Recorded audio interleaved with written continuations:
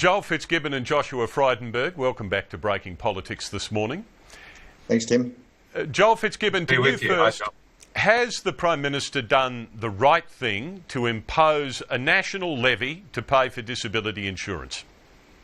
Well, people generally, Tim, including the opposition, appear to support us doing more for people with disabilities and, of course, the families that struggle in supporting them. And it has to be paid one way or the other. You can take it out of consolidated revenue, and of course that comes from various sources, including taxpayers, or you can strike an additional levy which will be hypothecated directly to that scheme, which I'm sure everyone supports. So I'm not sure it matters how you go about it. I think most Australians want us finally to do something about what is a very serious and sad situation.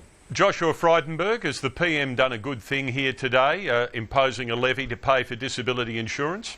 Well, the first point is that the NDIS is an important national reform which has bipartisan support. There's no doubt about that. And I'd love to see it implemented as fast as possible, helping as many Australians as possible. But the other point to absolutely understand is that the Prime Minister in December last year, Tim, ruled out unequivocally a levy to pay for the NDIS. And that's because the Productivity Commission, in its extensive report, said the NDIS should be paid out of consolidated revenue. Now, only the opposition has shown its ability, both in government and now from opposition, a preparedness to take the hard decisions to find the savings necessary to fund important social programs like the NDIS. And the government, by introducing a levy which will only produce about $3.2 billion of the more than $6.5 billion necessary to fund the NDIS, it's going back on an original promise. It's going against the Productivity Commission's recommendations, and it's not actually going to fully fund the NDIS as required. OK, let's just check your support or otherwise, though, on a couple of key points here. You support the introduction of a disability insurance scheme? Unequivocally. I think it's a great national reform. But do you support... I know there's strong... Sorry, do you support the use of a levy as the means to fund it or not? Do you think, regardless of the Prime Minister's past commitments or not, is that the best way to fund the scheme? Well, as I understood it, the best way to fund the scheme would be through consolidated revenue. But this government has no ability to do that because it's got a spending problem, not a revenue problem. It's got a spending problem.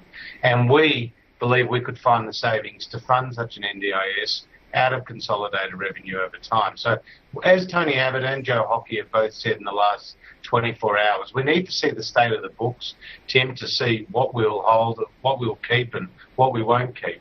Because at the end of the day, you can't take the government at face value on its promises.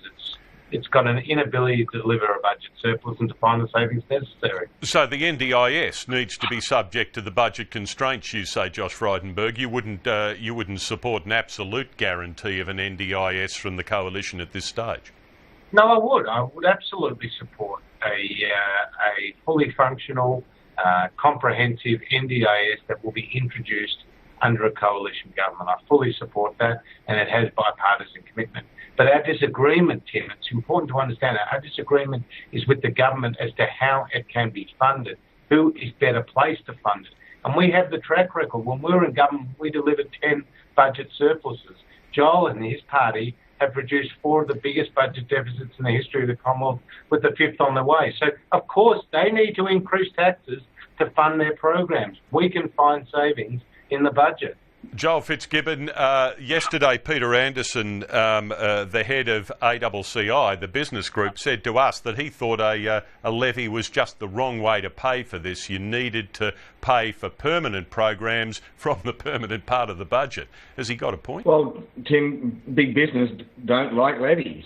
They don't like Tony Abbott's levy to pay for his paid parental leave scheme. And, of course, they don't like any levy that's going to be an impost on their industry or their sectors. That's hardly unsurprising. Some might say, given what Josh just said, that Peter Costello should have paid for an NDIS a long time ago out of some of those surpluses he just claimed he produced, and I acknowledge he did produce. Now, why hasn't an NDIS been done before, Tim? Because it's very, very expensive.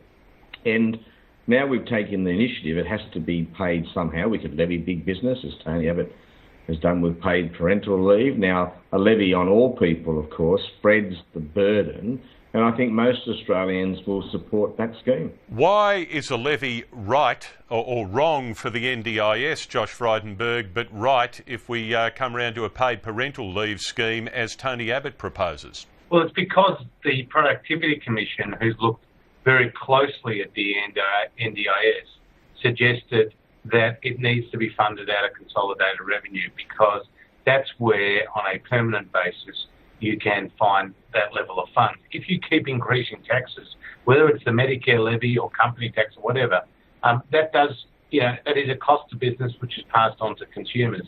And I want to make the point that the paid parental leave scheme is a temporary levy on a select number of businesses, just over 3,000 of our biggest businesses. And, the idea is to offset that temporary levy with a cut to the company tax. So we've got a plan around paid parental leave. It's going to be a lot more generous, a lot more significant, a lot more productivity focused than Labor's alternative. But when it comes to the NDIS, which I hope exists well beyond my career in politics and indeed well beyond my lifetime, in order for that to be sustainable, it's not to be done through extra taxes, but to be done through consolidated revenue, as the Productivity Commission recommended.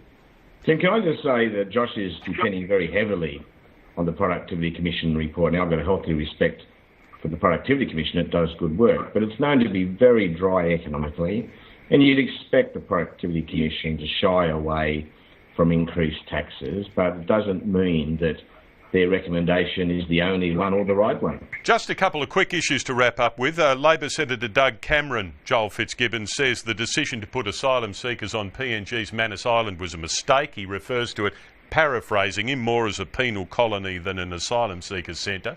Is he right? Well, there are no easy and right answers in this debate, Tim. We have a very, very difficult problem as a country thrust upon us.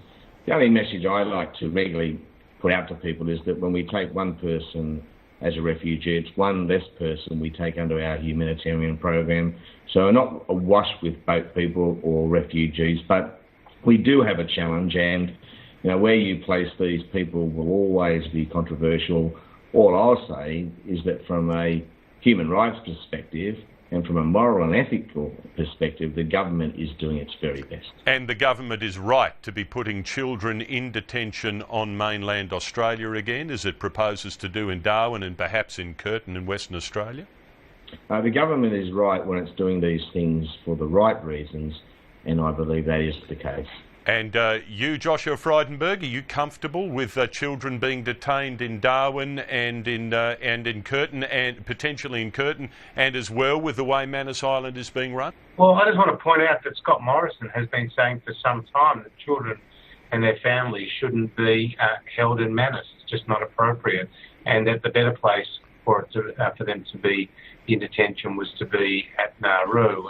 And the government, because it had rushed into finding an offshore solution because the border protection policies are actually broken and it's been inundated with large numbers of people to find accommodation for, has rushed to putting them at Manus Island, where they've been co-located with single males, and that's not appropriate, as Scott Morrison, who's visited these sites, has made plain. So I think the government has gone from one failure to the next. I mean, Joel's basically admitting the failures of his own policy there by saying for every person who comes illegally comes off, if we take a name off the list of others who are waiting for a long time in camps. And that's the tragedy of the current policy.